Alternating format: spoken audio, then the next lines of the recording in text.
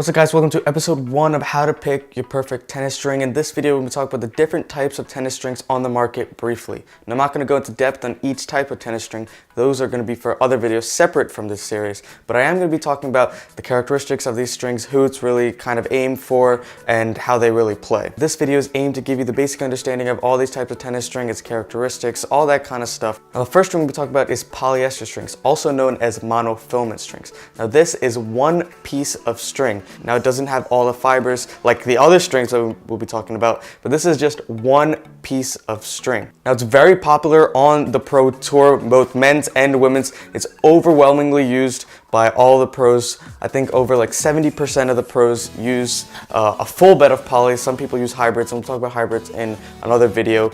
But polyester strings are aimed to do one of three things, or all of these things. Basically give you control, durability, and spin. If it doesn't do that, it's probably not a polyester string. Now with the newer polyester strings, they do varying levels of this. Some give more control, some have better spin potential.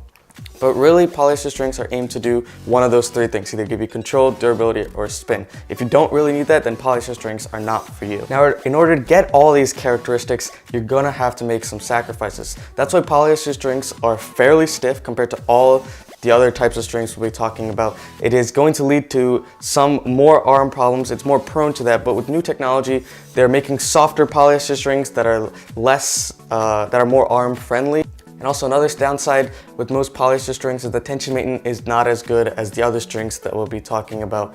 So these strings usually last between 2 to 4 weeks. The pros really use them for just 6 games and they cut them out. So tension maintenance isn't as good as some of the other strings that we'll be talking about. Now the second string we'll talk about is natural gut strings. And these are the traditional strings that have been used for a very long time. Back in the day, people and the pros use natural gut strings. The pros are moving away from natural gut strings and using polyester strings, but a lot of the pros do use natural gut strings in the crosses of the strings and they hybrid them. And like I said, we'll talk about hybrids in another video. But natural gut strings are made from cow intestine and they do the opposite of polyester strings. So basically everything you just heard about polyester strings, natural gut does the opposite. So it gives you good power, good feel, and better comfort. And that's everything that polyester strings doesn't do. Also gives you good tension maintenance, and the durability is not as good as polyester strings because it's a bunch of fibers that are blended together to hold it together, and thus the durability is not as good as one monofilament piece of string like a polyester string. So natural gut strings give you more power, less control, and less spin. So basically think of polyester strings on being of one end of the spectrum and natural gut strings being on the other end. They're total opposite.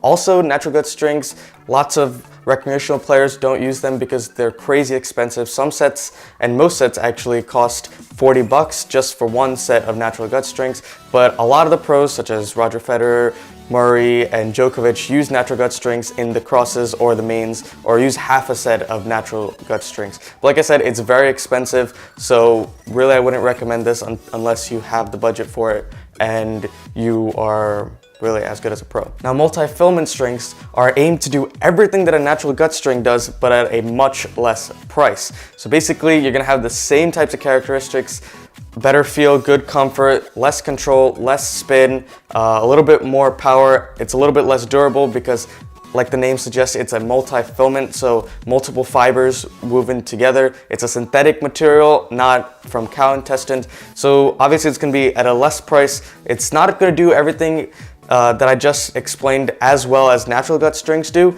but the newer technologies, some companies have managed to make some strings that are as good as the natural gut strings, and some people say that they prefer those multifilaments over the natural gut strings. Obviously it's going to be much less of a price, around $10 to $15 per set.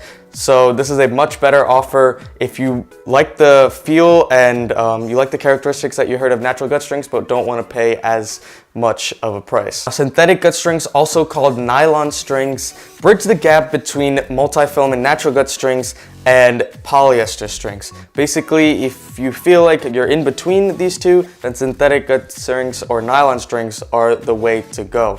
Also, they are crazy cheap compared to all these other strings. A lot of the really high quality synthetic and nylon strings are $3 to $4 a set. So this is a really good value. So basically, if you're a home stringer or you just want a really good value in terms of the tennis strings, nylon and synthetic gut strings will give you that, especially because they're in between a polyester and a multi-filament in terms of the characteristics. Now, Kevlar strings, they're not really that popular. I'm not going to talk about it too much, but basically it's like polyester strings on steroids. It's meant to give maximum durability and maximum control. So it's a very stiff feel. I wouldn't recommend it to a lot of people because polyester strings will give you that control and give you that spin, but at a less of a stiff feel than the Kevlar strings.